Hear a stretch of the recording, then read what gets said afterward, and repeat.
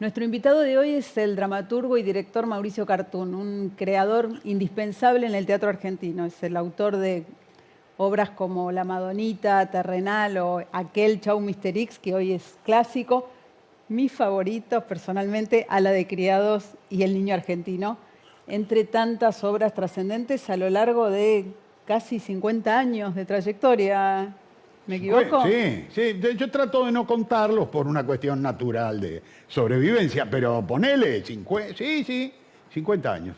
Bueno, te propongo arrancar por el principio de esa historia, entonces. Dale. Si querés llevarnos un poco a eso que vos llamás el rectángulo de San Andrés, ese retazo de Gran Buenos Aires que fue tu territorio de la infancia y fue también el escenario de alguna de tus ficciones. Sí.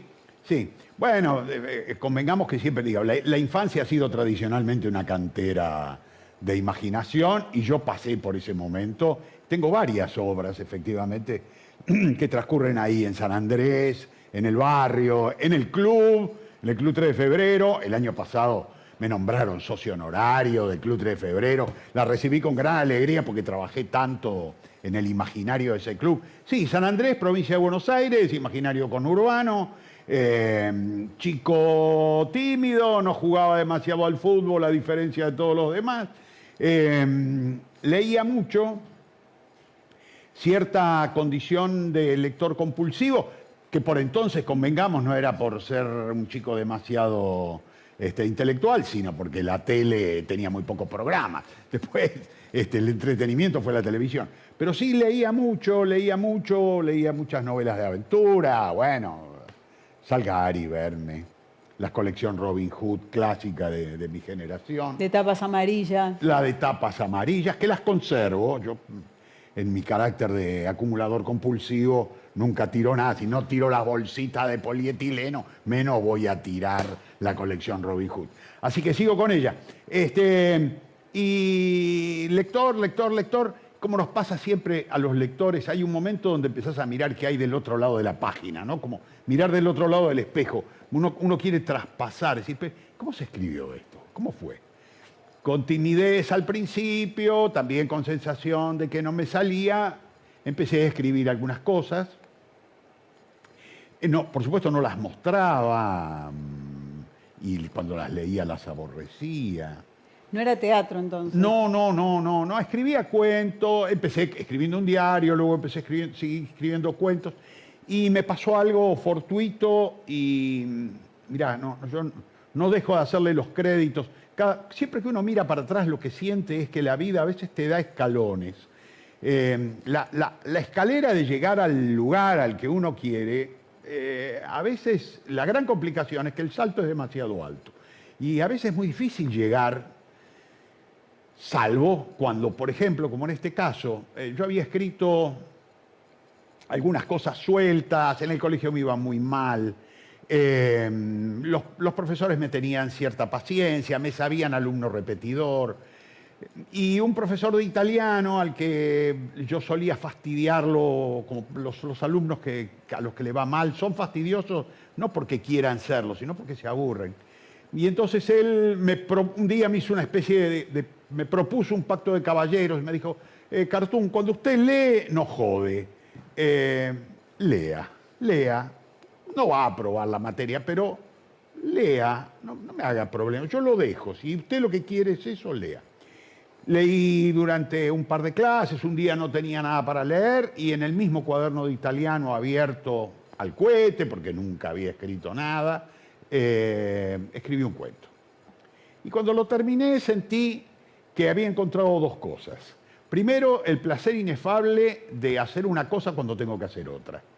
Que eso en la vida es algo extraordinario. Uno descubre que no hay nada más lindo que cuando estás obligado a hacer una cosa, hacer la otra. Esa transgresión, ese aprovechar el tiempo, esa sensación, este es tiempo muerto. ¿Este era tiempo para qué? Para joder a un profesor, porque no tenía otro sentido. En ese tiempo muerto, de pronto sentir el ocio se transforma en otra cosa. Se transforma en tiempo abolido, que es lo que nos pasa cuando estamos inspirados, cuando estamos escribiendo. En las clases de italiano seguí escribiendo. Y la gran coincidencia se produjo porque en ese momento tenía una novia dactilógrafa. De por entonces, la dactilografía abría el camino al futuro y estaban las academias Pitman, a las que todas las chicas del conurbano pasaban alguna vez con el sueño de transformarse en algún oficinista bien paga. Por entonces, el patriarcado ofrecía las dos alternativas, esposa o secretaria, no había mucho más. Digo, ¿cuál era? Digo, o hacías una vida en pareja y pensabas en la familia, o si te pensabas independiente, tampoco había muchas alternativas para una mujer que no fuesen, por ejemplo, ser empleada de un banco, ser secretaria. Y esta muchacha se ofreció amorosamente a pasarme, a tipearme los cuentos.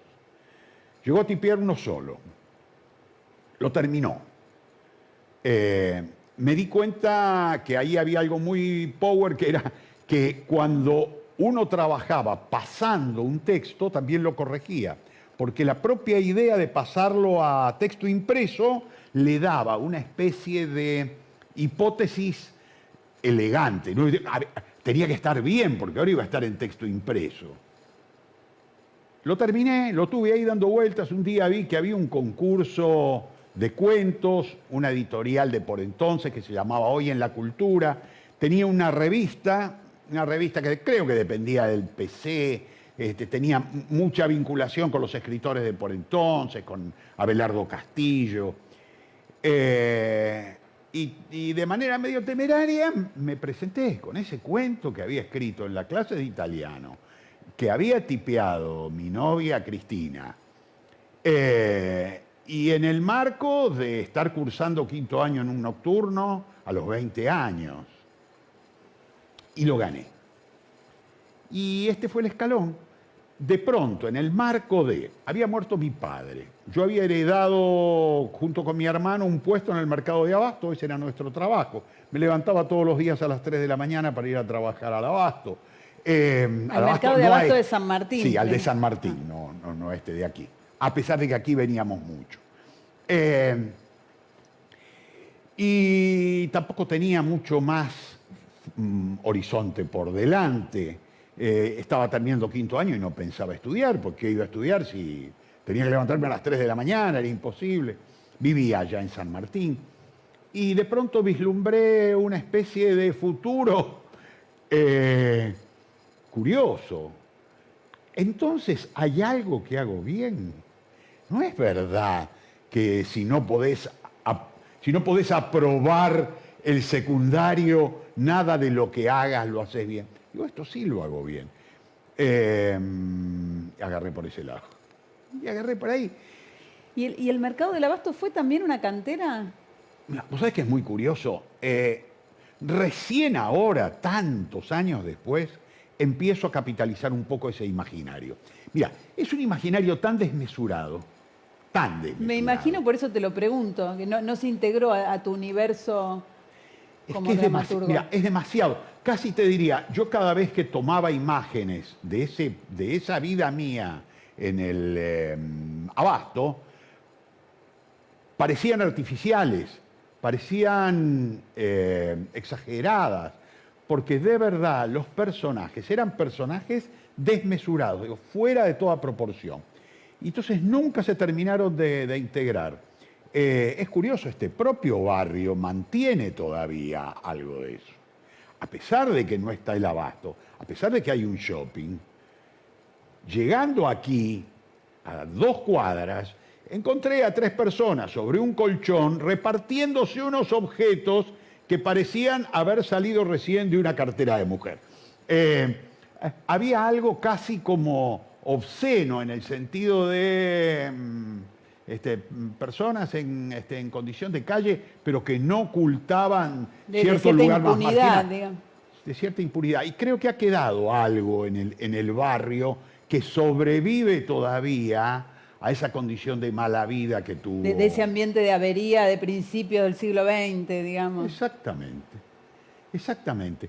Bueno, el mercado allá naturalmente lo sostuvo y no, efectivamente, nunca se integró. Recién, ahora en los últimos años, curiosamente en la pandemia volví a escribir relato, volví a escribir narrativa, y ahí aparecieron algunas cosas. Aparecieron los camioneros que llegaban en la noche. Apareció, por ejemplo, un mundo que a mí me conmovía mucho, que es el de los camioneros en la época de la cosecha, por ejemplo, la cosecha de papa. Los camioneros que venían de Balcarce trataban de meter 2 viajes en el día. Esto era una locura, porque esto suponía 24 horas, ida, vuelta, ida, vuelta. Entonces lo que hacían es, llegaban, mientras descargaban el camión ellos dormían, lo que podía tardar 1 hora y media, dormían esa hora y media, se subían y volvían. Y entonces, en realidad, dormían únicamente mientras el camión era cargado y mientras el camión era descargado. Y había toda una mitología, por ejemplo, entre los camioneros. Algunos me decían, no, yo manejo dormido. Que era algo espeluznante de solo pensarlo. Decían, no, yo hay tramos de la ruta en las que yo puedo cabecear, yo no tengo problema. Por ejemplo, eso que era toda una mitología, ahora me reapareció. Lo recuperaste en la narrativa ahora. En la narrativa. ¿Y qué puesto tenían en el abasto? Teníamos un puesto de papa, batata, zapallo, ajo y cebolla. ¿Y en ese momento se abren los caminos de tu hermano y tuyo? Sí. Mirá, yo seguí con el mercado ya, incluso yo llegué a estrenar mi primera obra y todavía creo que yo estaba en el mercado cuando estrené mi primera obra. Ahí, estaba muy, muy, muy pegadito. Comienzos de los 70. Comienzo de los 70. Pero ya era muy difícil porque yo ya no vivía en San Martín, vivía acá cerca del Hospital de Niños. El viaje se volvía muy complicado. Ya no me tenía que levantar a las 3, me tenía que levantar a las 2 de la mañana para llegar. Todo se había vuelto muy complicado y en un momento sentí, no va más, no va. Mi hermano sintió lo mismo y creo que a él le saqué un peso de encima, porque yo me había vuelto una especie de carga. Llegaba tarde, me iba temprano, llegaba a veces muy cansado. Había algo como de una especie de responsabilidad familiar que yo no quería abandonar. Y a la vez la sensación de la vida me está llevando para otro lado. Hicimos un acuerdo, me fui. En aquel momento yo tenía trabajo, porque había estrenado una obra, la obra estaba contratada en la Comedia de la Provincia de Buenos Aires, cobraba unos mangos. ¿Y cómo te había llevado la vida de la narrativa, el cuento premiado, al teatro? Eso fue una especie de golpe curioso. A mí el teatro me gustaba mucho y yo había visto mucho teatro de chico porque mis padres iban mucho al teatro, desde San Martín al centro, todos los sábados, y en una extraordinaria variedad. Desde muy chico. Desde muy chico. A mi madre le gustaban mucho las comedias españolas, mi madre era española, le gustaban mucho las comedias españolas, le gustaban mucho las compañías españolas. Y veíamos mucho, ¿no? A Campoy Cibrián, a Narciso Ibáñez Menta, se veían mucho esas producciones. Cuando ganaba mi mamá, veíamos eso. Luego estaba mi padre, al que le gustaba mucho el teatro de revistas, y era una época en la que los niños podían entrar al teatro de revistas. Estaba habilitada esa posibilidad. Y entonces íbamos al teatro de revistas, que es lo que a mí más me gustaba. Había una tercera hipótesis que es, a veces, por invitación de unos tíos comunistas que yo tenía, querido tío Aarón y tía Aida, nos invitaban a ver teatro independiente de la época y íbamos a los teatros independientes también. Sé que tenías un panorama completísimo. Variedad.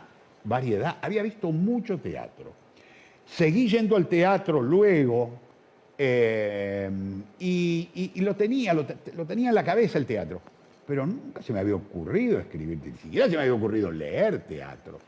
Y un mentor literario que teníamos en el barrio por entonces, Hugo Loiácono, a quien le llevábamos los cuentos, las narraciones, los relatos, un día me dijo, lo más flojo tuyo son los diálogos. Y para escribir buenos diálogos no hay mejor gimnasio que escribir teatro. Escribí teatro, porque en el teatro, como no hay explicación, vas a encontrar la elocuencia y la soltura de los diálogos. Y yo me lo tomé como una especie de megatlón cultural, qué sé yo. Dice, bueno, tengo que escribir teatro, pero escribir teatro solo. Un día caminando por la calle Corrientes vi un cartelito de un curso de dramaturgia. La primera vez que escuchaba hablar de un curso de dramaturgia. Era en Nuevo Teatro, la época en la que Nuevo Teatro había comprado la Sala Apolo, aquí en la calle en Corrientes, en Corrientes Uruguay. Duró muy poco porque no pudieron terminar de pagarlo y se lo sacaron, pero en ese momento la tenían la sala. Y me fui a estudiar dramaturgia con un profe que venía de Estados Unidos, Pedro D'Alessandro, un tipo encantador. Me dio las primeras armas, me empujó, me sostuvo. Yo seguía en ese momento, vivía en San Martín todavía, así que ahí empecé a estudiar. Y cuando descubrí el teatro, a ver, yo siempre digo, a diferencia de la narrativa, que es tan solitaria, tan necesariamente narcisista en el sentido, estás encerrado, todo está encerrado dentro tuyo. El teatro es abierto, comunitario, social, amoroso, fiestero, jodón. Hablas digamos, de las ventajas del teatro como hecho comunitario, pero quizás el lugar del dramaturgo es dentro de ese ecosistema el más solitario también, porque vos no empezaste a dirigir inmediatamente, pasaron, si no me equivoco, bastantes años hasta que empezaste a dirigir tus obras, ¿no? Sí, bueno, en aquel momento predominaba una idea que era el autor no debe dirigir sus obras porque las empobrece. Cosa que con el tiempo uno descubrió que, bueno, como siempre, aparte de los prejuicios de los directores que sostenían su propio territorio. Entonces yo miraba para atrás y decía, che, pero Shakespeare dirigía, Molière dirigía, Armando Discépolo dirigía sus obras, Carlos Gorostiza dirige sus obras. Sin embargo, no, hay que mantener esa dialéctica. Y entonces yo la mantuve durante un tiempo. A pesar de que estudié dirección. Yo estudié dirección casi simultáneamente a cuando estudié dramaturgia. ¿Y estudiaste actuación también? Bueno, no. Eso fue posterior. Eso fue así, mira, yo llegué a la dramaturgia. Entre los hechos sociales que te mencionaba hace un rato, estaba la posibilidad de incorporarme a la Asociación de Estudiantes de Teatro. La Asociación de Estudiantes de Teatro, que también era un lugar de militancia, un lugar de mucha actividad política. Allí en la asociación, lo primero que me dijeron es, bueno, pero alguien que quiere escribir teatro debe sentirlo desde el cuerpo. Si no actúa, ¿no? Parte de otro prejuicio, pero con cierta verdad. Dice, si no sentís desde el cuerpo, es difícil escribir teatro, porque si no lo vas a escribir siempre desde un lugar muy literario. Estudiá actuación. Y ni loco. Pero me muero, me caigo muerto de la vergüenza de solo pensar en actuar. No. Era inconcebible para mí.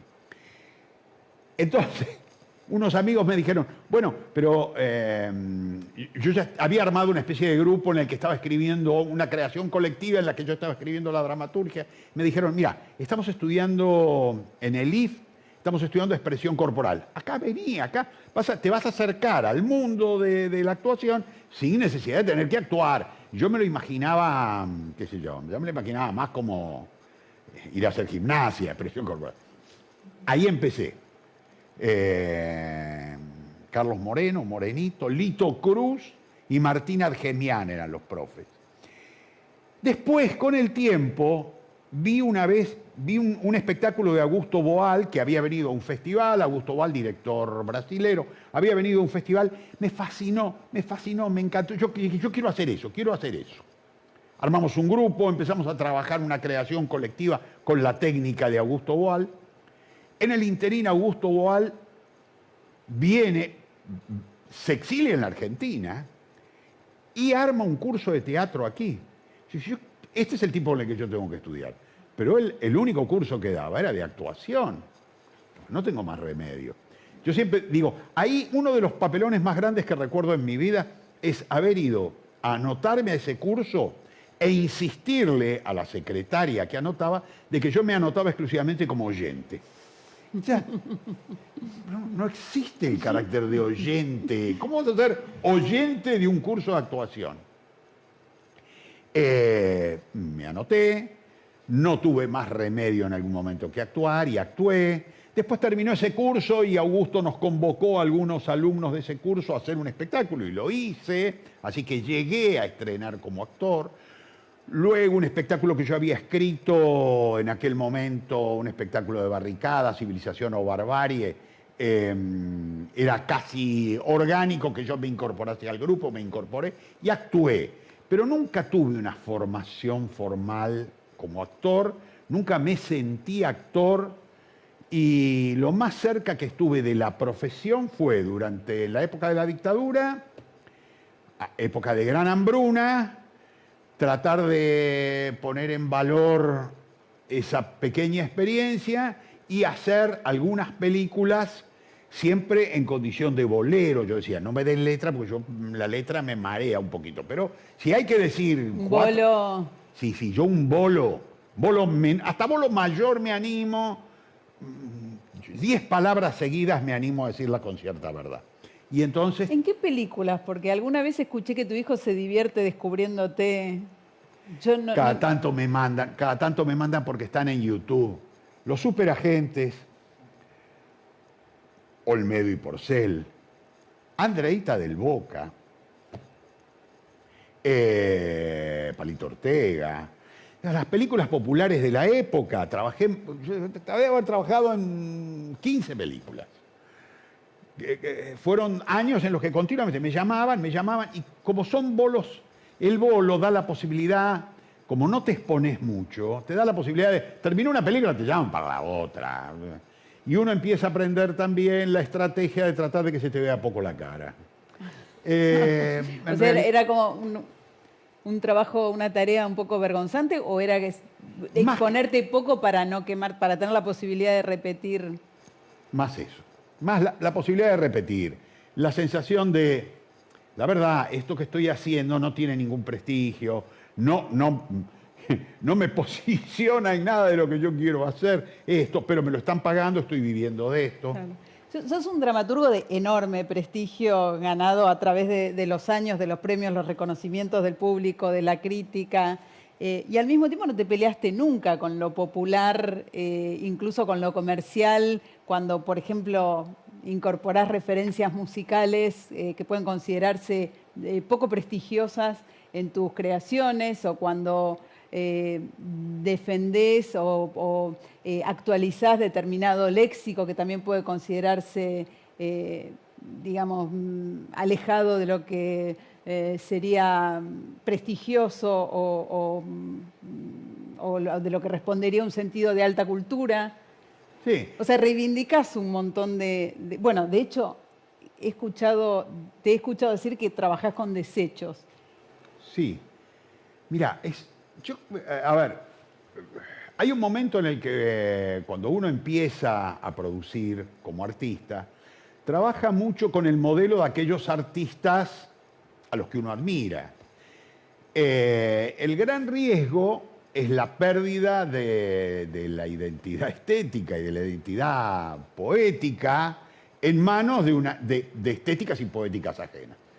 En pos de un prestigio, por ejemplo. Claro, por supuesto, sí, empezás a escribir a la manera de alguna manera trabajás con ese modelo. Con el tiempo uno lo que descubre es que la única fuente verdaderamente legítima es la propia, la personal, la identidad, y mi identidad es esa, mi identidad es el conurbano, mi identidad es el campo popular también en lo ideológico, en el que ha transcurrido desde mis 20 años mi vida.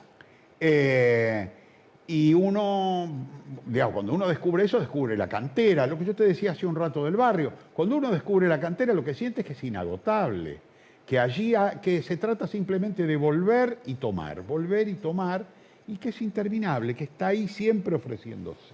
Que puede aparecer ahí la orquesta característica de Enrique Rodríguez o la cumbia. Por ejemplo, lo que me valió también lugares de despelote, porque... ¿Por qué? Y claro, yo por ejemplo, vos mencionás la orquesta de todos los ritmos de Enrique Rodríguez. A mí me conmueve mucho porque el vinilo de esa orquesta sonaba en el mercado. Mi hermano y yo llegábamos a las 3 de la mañana y poníamos a Enrique Rodríguez y vendíamos papa, cebolla, batata, ajo y zapallo bailando paso doble. Era un poco la Una joda. maravilla. ¿Qué pasa hoy? Vamos, que está barata la papa. Ese universo, cuando yo escribí Rápido Nocturno, Aire de Foxtrot, sentí, esa es la música. Y estaba tan manija con eso que me animé a poner en el propio libro de la obra, esta obra debe ser representada con música de Enrique Rodríguez. Los directores, me han puteado tanto los directores y las directoras que han hecho la obra, y me decían, Mauricio, te pido por favor, revelo, yo tengo otra imagen. No, yo al principio era muy intransigente con eso. Después uno se pone más frufru, la verdad, te das cuenta, la libertad del director es otra cosa. Pero al principio eso pesaba mucho. Y yo tenía la sensación de, la sigo teniendo, como director lo sostengo, que esa mezcla produce algo poderoso. Que si uno puede encontrar un procedimiento de alta sutileza poética en el que el trasfondo sea esa materia, esa otra materia, Esa otra materia popular. popular y degradada, esa otra materia que no tiene, nunca ha tenido altura para llegar, por ejemplo, digo, a los escenarios. Degradada por el prejuicio también. Degradada por el prejuicio y también por la incompatibilidad entre las formas culturales del teatro independiente y las formas culturales del campo popular. ¿Por qué habría cómo haces para que llegue? Yo, mira, cuando escribí El Partener, por ejemplo, yo lo escribí escuchando a un grupo que todavía ya desapareció hace muchos años, pero que a mí me divertía mucho, que eran los Caú. Los Caú es los borrachos. Los Caú hacían chamamé tropical. Y se pintaban, ¿no? Eran los Caú, claro. Era la época de Kiss. Y Kiss se pintaba con cara de animales, y ellos se pintaban con cara de animales, pero autóctonos. Claro. La mulita, la comadreja, y tocaban chamamé tropical, que era una especie de mezcla de cumbia con chamamé, precioso. Yo escuché mucho cuando escribí El Partener, lo escuchaba y quería además, yo soñaba con que se hiciese con esa música. Por supuesto, los directores me dijeron, no, Mauricio, no, mi estética, la estética del director, yo nunca encontraría cómo hacer ese matrimonio que vos querés hacer, nunca se usó. Pero para mí la presencia de esa música, si yo tuviese que dirigirla hoy, yo haría una versión extremadamente más salvaje donde estuviese presente esa música en escena, ¿no? Bueno, y de hecho, a partir de determinado momento empezás a dirigir tus propias obras. ¿Hasta ese momento sufrías un poco en los estrenos? ¿Cómo era el encuentro con la obra puesta por otro director? Sí, a ver, era paradójico porque sufrí y disfrutaba. Por un lado, era inevitable pensar, bueno, yo tengo la fortuna de que aquellos directores y directoras que a mí me gustan y que siento que maridan bien con mis textos, les gustan mis textos y me los piden y los montan y buscan producción. Bueno, eso naturalmente era una suerte que yo agradecía, pero por el otro lado tenía también la sensación de que estaban pasando al menos dos cosas. Más, pero recuerdo dos muy fuertes. Una, que yo ya empezaba, cuando me sentaba a escribir, pensaba mucho en el director. Empezaba a pensar, esta le va a gustar a Jaime Kogan, esta le va a gustar a Laura Yusen, esta le va a gustar a Omar Grasso. Es decir, inevitablemente mi interlocutor, mi espectador ideal, empezaba a volverse el director, porque para que la obra fuese montada había que seducir primero a un director. Y esto de alguna manera me condicionaba la estética. Por el otro lado, me quedaba siempre a mitad de camino esa sensación de, bueno, pero ese mundo que yo quisiera llevar arriba del escenario, eso que no llega nunca, porque naturalmente los directores no tenían la afinidad que yo tenía con eso. Entonces ya con esto, y por el otro lado, siempre sufría. Después agradecía, salían las críticas, eran buenas en general, a las obras les iba bien. Yo sentía que me estaba posicionando como autor profesional, pero a la vez en el momento del estreno tenía una sensación de sufrimiento. Y era, yo siento que esto no es así. Después al público le gustaba y entonces me olvidaba de eso. Es como decir, bueno, si le gusta, el problema es mío, ¿no? Y ahí me decidí. Ni siquiera me decidí. Digo una vez más los escalones de los que hablábamos al principio. Yo he tenido mucha suerte con los escalones. He tenido suerte, me los han puesto los escalones, no los busqué. Manuel Vicente, un amigo muy querido, actor extraordinario, yo ya he trabajado con él algunas veces y confío en seguir trabajando.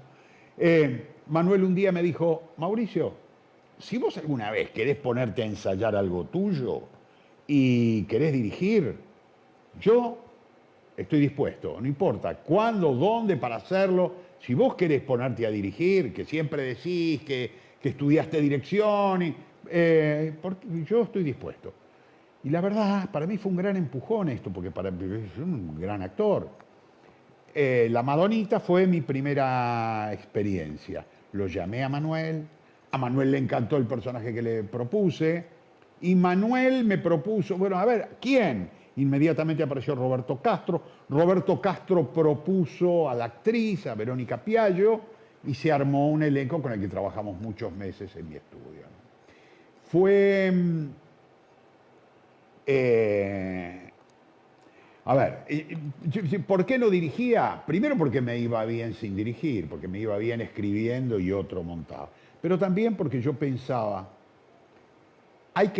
para dirigir hay que contener gente, contener afectivamente, emotivamente. Y yo decía, si yo a gatas me contengo a mí mismo, y no siempre, ¿cómo hago para contener a otro? No, vamos por este camino, si yo soy inseguro. Hice la experiencia y funcionó.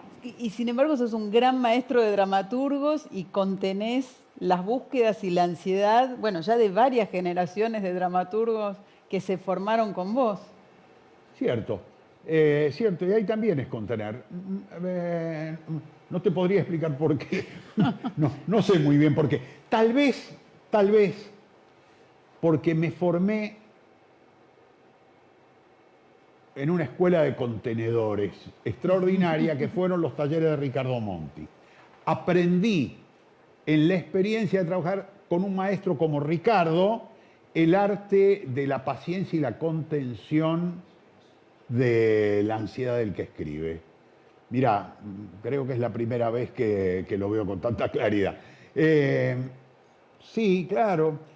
Monti nos enseñó un camino de contención espontánea, natural, paciente, de gran inyección de convicción y sobre todo paciente, sobre todo de gran paciencia. Y yo empecé a usar, cuando empecé a coordinar talleres, empecé a utilizar exactamente lo mismo que a Monti le había dado resultado conmigo. Yo usé y sigo usando exactamente lo mismo. Hay algo que es, una vez más, los créditos y una vez más los escalones. Monti fue extraordinario escalón. Para los hinchas de fútbol parece haber un principio básico que establece que la camiseta no se cambia por nada. En la infancia uno se identifica con un equipo y así se muere, envuelto en esos mismos colores. La pasión como un pacto de fidelidad inalterable, definitivo. Al menos así lo vivimos acá, en Argentina. Y si bien se habla de los 5 grandes, de las rivalidades de Avellaneda, que Parque Patricio es esto, que Núñez lo otro, que cuál es la cancha de aquel, por fuera de nuestra querida ciudad de Buenos Aires está, por ejemplo, Huracán de Tres Arroyos, calificado como el peor equipo del siglo en el fútbol argentino. Un 4 de julio, desde la B, Huracán le ganó a Atlético de Rafaela y ascendió a Primera. Los comentaristas destacaban enfervorizados la hazaña de ese equipo humilde que llegaba a los primeros planos del fútbol nacional. En 1998 competía en la Liga Municipal y 6 años después llegaba a lo más alto. Al equipo lo montaron a un camión de bomberos y lo pasearon por el centro. Lo hicieron subir al balcón del Palacio Municipal y el pueblo se amuchó en la plaza para celebrar. El club era el prototipo perfecto del fútbol chacarero, al punto que cuentan que hubo tractores circulando por Tres Arroyos y haciendo flamear la bandera de Huracán. El 3 de octubre de 2004, Huracán de Tres Arroyos se enfrentaba por primera vez a Boca. Boca ganó. El 28 de mayo de 2005, varias fechas antes del final del campeonato y marcando un récord negativo en el fútbol argentino, con 2 triunfos en 38 partidos, Huracán se fue al descenso, junto con sus fanáticos. Ahora, el club juega en la Liga de Tres Arroyos, muy lejos de Primera División. Antes se enfrentaba a Boca y a River, y ahora a Almaceneros de Coronel Pringles y al Club Social y Deportivo 11 Corazones de Indio Rico. Sus fanáticos siguen atentos, siguiendo los partidos por radio. Podés leer la nota de Santiago Manichelli en laagenda.buenosaires.gov.ar.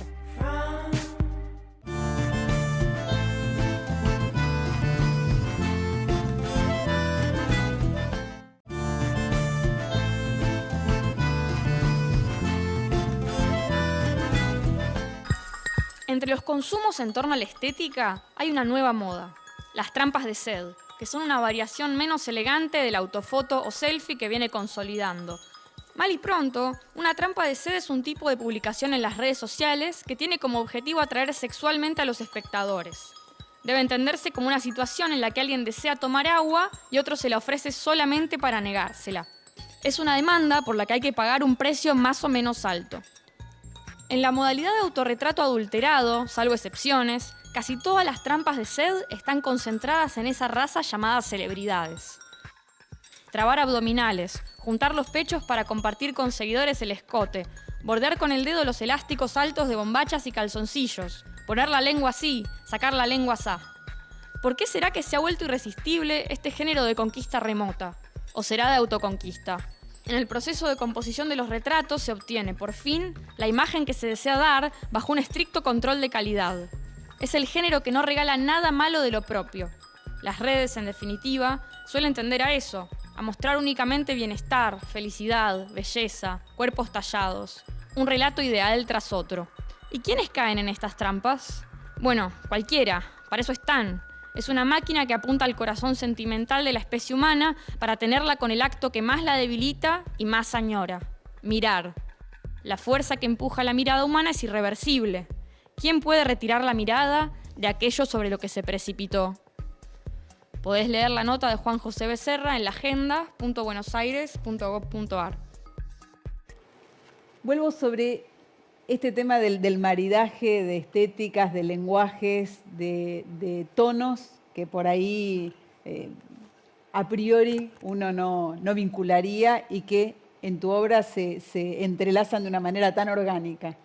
Y pienso, en el caso del Niño Argentino, en el caso de la vis cómica, en el tema de la escritura en verso, retomando una tradición clásica en la escritura en verso teatral y al mismo tiempo atravesándola con humor, con tonos y con registros que uno está lejos de vincular a ese teatro y a esa estética. ¿Cómo brotan esos versos? Fue también una cuestión azarosa. Yo quería escribir la historia de el niño argentino, la familia que viaja a Europa con la vaca atada, estas familias rumbosas que llevaban una vaca y un peón para tener leche fresca durante el viaje, una argentinada patética. Y empecé a pensar en la hipótesis de los 3 personajes: el niño aristócrata, el peón y la vaca. Y se armó una especie de triángulo amoroso que ponía esto en una especie de estado de procacidad difícil de escribir. Y recordé la mediación, la sana mediación que solía hacer el verso en la poesía obscena de mi infancia, que era muy gracioso, que como los textos clásicos pasados a su versión obscena tenían gracia y a la vez de alguna manera disimulaban su propia condición. Esa poesía obscena... Ese tipo de versos y procaces que recogía Lehmann-Nietzsche en su trabajo de lexicógrafo y de arqueólogo. Lehmann-Nietzsche, nada menos, extraordinario, el libro de Lehmann-Nietzsche dedicado justamente a la recolección de esos materiales, libro que lamento siempre haber prestado y que no ha vuelto a mi casa. Gran pérdida. Esto era de principio del siglo XX, igual que el episodio de la familia aristocrática viajando con la vaca a bordo para tener leche fresca, ¿no? Efectivamente. Por el otro lado, a ver, yo había escuchado 1000 veces esto de los viejos autores del teatro en verso decían, es más fácil escribir en verso que en prosa. Así, es más fácil escribir en verso que en prosa, es muy difícil escribir en verso. Cuando empezás a escribir en verso, te das cuenta que tenían razón. Hay algo en la escritura en verso muy poderosa, y es que cuando uno entra en el ritmo del verso, empieza a escribir con el oído y no con la cabeza. Por lo tanto, uno se abandona a el poder de disolución de los lugares comunes que tiene la rima. Es decir, vos vas a poner una palabra que es un lugar común, pero la rima te obliga a buscar otra palabra. Y esa otra palabra que suena de otra manera te lleva a otra palabra. Lo que uno siente es que las imágenes en la cabeza, cuando escribís en verso, aparecen de una manera muy diferente que cuando escribís en prosa. Al principio cuesta, y cuando entras en el proceso, y yo digo, bueno, es como el payador. Claro. Aparece solo, va apareciendo, el rapero. Como el rapero también, sí, el freestyle. Claro. Aparece, van apareciendo. Bueno, el niño argentino en eso fue una experiencia apasionante. Escribir en verso es tan fácil como difícil es corregir en verso. Porque cuando vas a corregir, ahí sí que tenés el despelote. Claro, las sustituciones son casi imposibles. Claro. Métrica y rima, tenés que... a veces son días hasta que encontrás cómo modificarlo. En la vis cómica usé una modalidad mucho más desprejuiciada que es, a veces usan el verso. Es más, casi te diría, el recurso jodón de que a veces riman, pero el texto no está escrito con la rigurosidad de la rima, ni mucho menos. Pero me gusta mucho, me gusta. Con la misma pasión con la que hablas del teatro, te escuché hablar de la jardinería alguna vez. ¿Es así? Sí. ¿Es una vocación, es un hobby?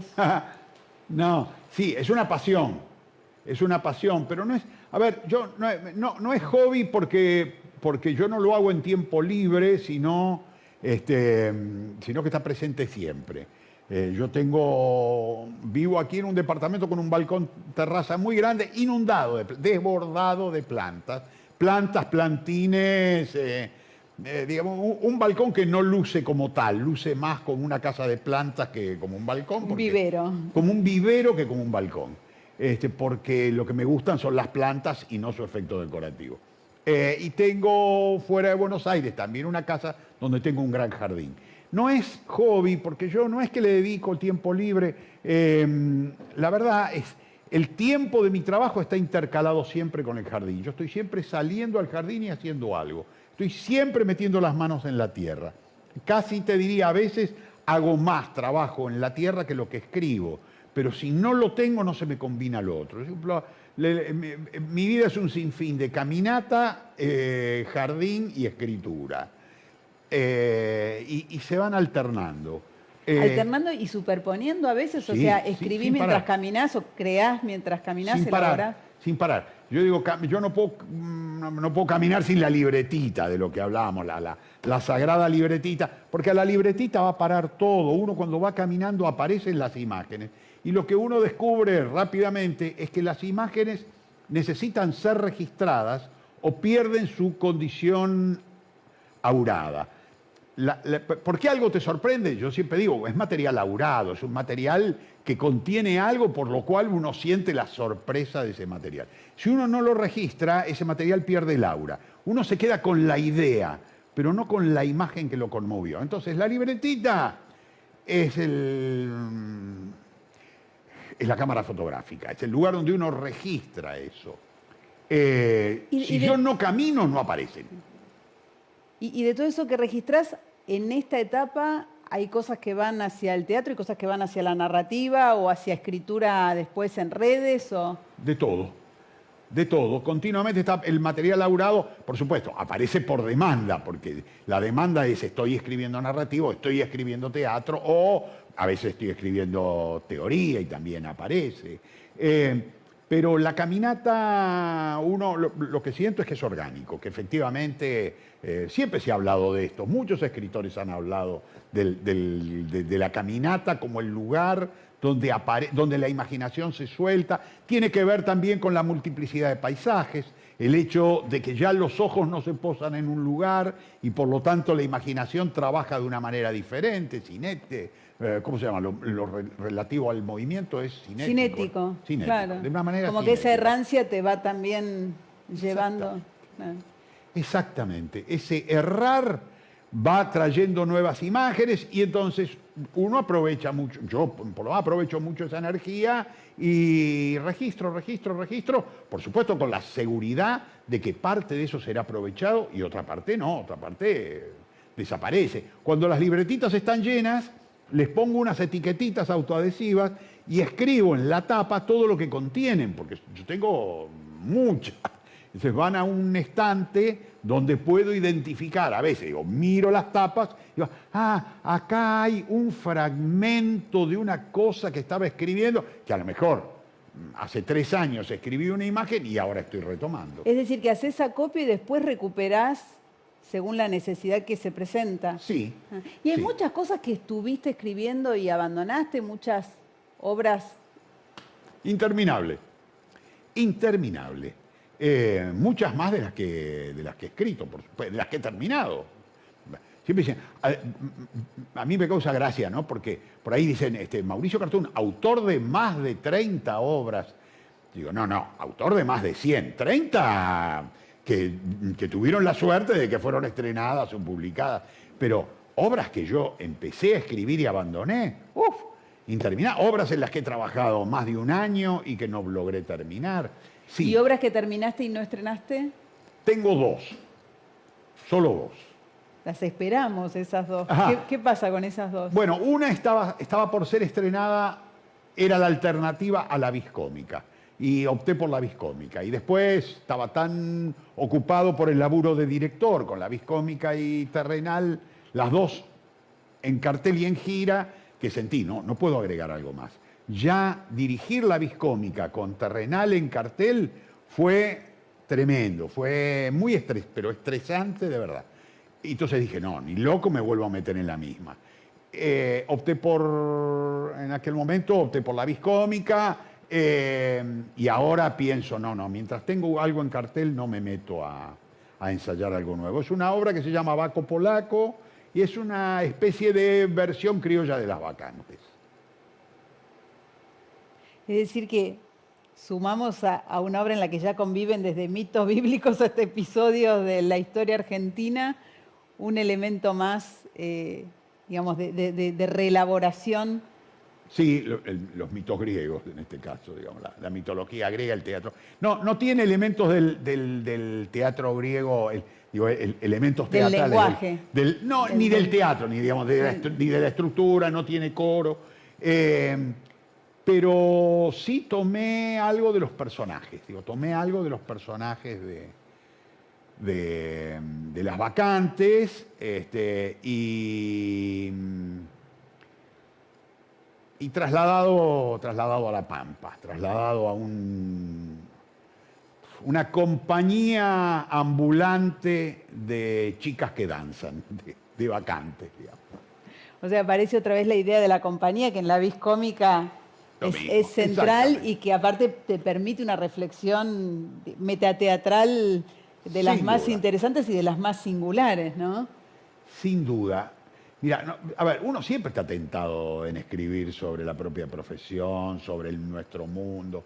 A veces uno tiene la sensación de, bueno, pero es demasiado repetitivo, como tautológico, obvio, salí y autorreferente, pero es inevitable, está presente. Y a mí las compañías en gira en particular me producen algo... Es un universo que me conmueve mucho. Está en la vis cómica y en esta, en Baco Polaco también. No quisiera cerrar sin proponerte espiar un poco en esa libretita. ¿Es una libretita de cuántas que acopias? ¿Cuántas tendrás? Uy, qué sé yo, 50, 100. No, la verdad es que no sé, están ahí apiladas y puestas, muchas.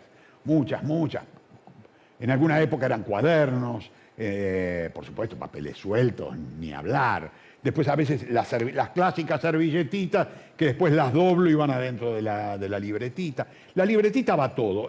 La verdad es que es una herramienta imprescindible, qué sé yo, ahí... Podés prescindir del teléfono celular, pero no de la libretita. Por supuesto, es imposible, porque ¿cómo registrar eso que está en la cabeza si no es en la palabra manuscrita, además? Ni siquiera escrita, porque si quiero tipearlo no me sale. Yo necesito algo de lo manuscrito, de ir rápido a la mano. O sea que en la computadora siempre es una transcripción ya. Sí, siempre es una transcripción. Sí, que por supuesto vuelvo a corregir y vuelvo a reelaborar. Pero hay algo, el otro día leía, yo no recuerdo, pero creo que es este filósofo coreano, Byung-Chul Han. Si no es él, es alguien que escribe sobre la temática parecida, que decía algo perturbador. Decía la diferencia entre la mano y hoy el dedo. Dice, en realidad, dice, la mano crea, el dedo elige. El dedo elige la letra. La mano escribe. La mano no elige, la mano escribe. La mano crea en un trazo una palabra. El dedo, en cambio, elige las letras que constituyen esa palabra. Yo creo mucho en la palabra escrita también como casi un hecho plástico. Hecho plástico, en mi caso, poco estético, porque mi letra, además de ilegible, es fea. Pero yo me he amigado un poco con esos trazos. Sigue siendo la del mal alumno. Es letra de mal alumno. Ni siquiera puede llegar al prestigio de letra de médico, que dicen que es ilegible. No, esta es ilegible y fea, además.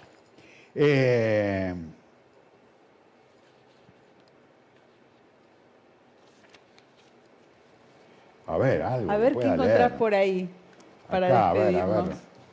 a ver. Vamos a buscar. Bueno, qué sé yo, acá.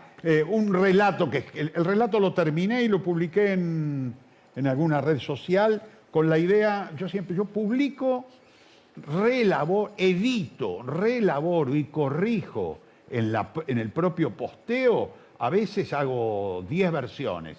La gente en general no se entera porque lo leo una sola vez, pero a mí me sirve como un borrador, un lugar donde vuelvo a corregir y la verdad lo siento tan prestigioso como un libro, más allá de que, por supuesto, ambiciono que cuando tenga una cantidad de relatos suficientes irán a parar a un libro también. Bueno, pero acá tenemos el privilegio de escuchar, para cerrar esta entrevista, que te agradezco mucho, el original. Este es el original. Sí, o el primer borrador.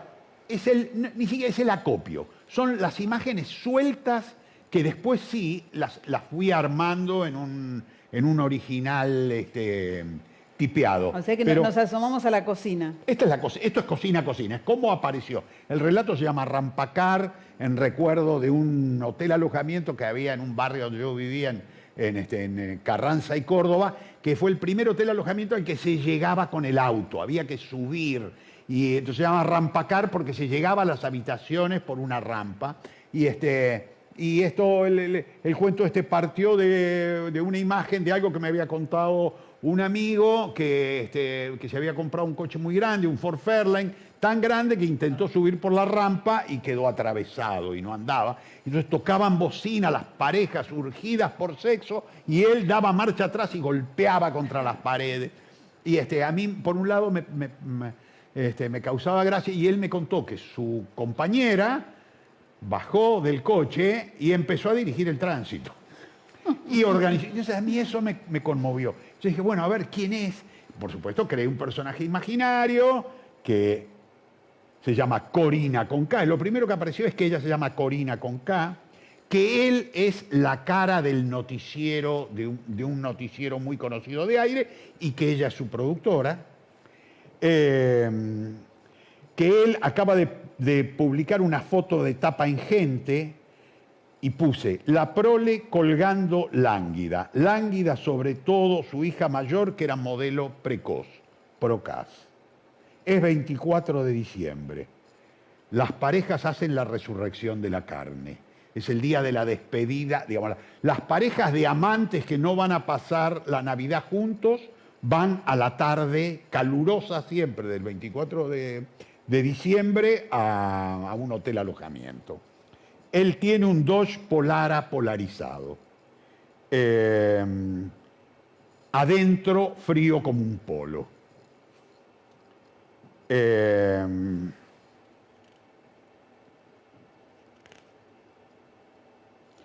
El auto en tangente, el auto queda atravesado en tangente. Los bocinazos resonando en el templo infiel. La fe del infiel. La cara del noticiero, la cara entre comillas, aterrorizado con el miedo de que lo descubran en esa situación.